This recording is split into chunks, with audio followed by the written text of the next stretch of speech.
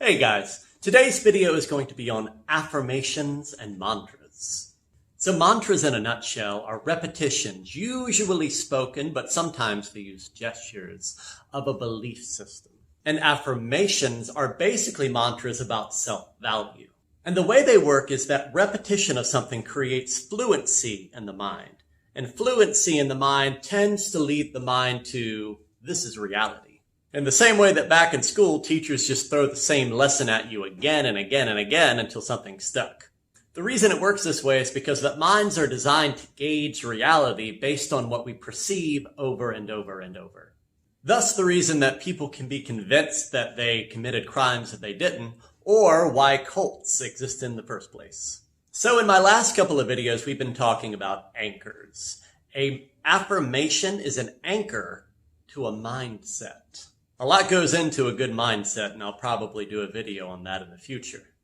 But a good use for mantras and affirmations is to say them repeatedly in a safe space until you get into that mindset and do that again and again and again. And then when you need that mindset to do something in the future, you repeat the mantra or affirmation right before it to restore that mindset.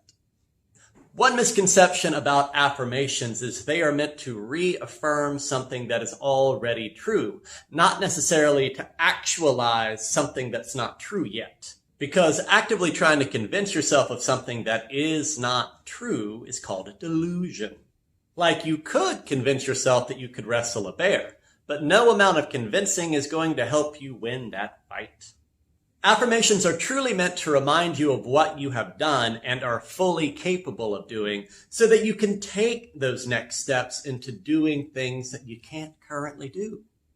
Now, if you shoot too high with an affirmation and flounder, not only is it going to reduce the efficacy of future mantras, it may actually set you back in your self-esteem or cause other things that come from falling out of delusions.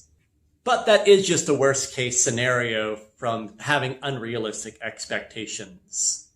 Just pick what is awesome about you, what you're amazing at, and remind yourself of that. It's very easy for us to do amazing things in life and then just completely forget about them in the monotony of the day-to-day.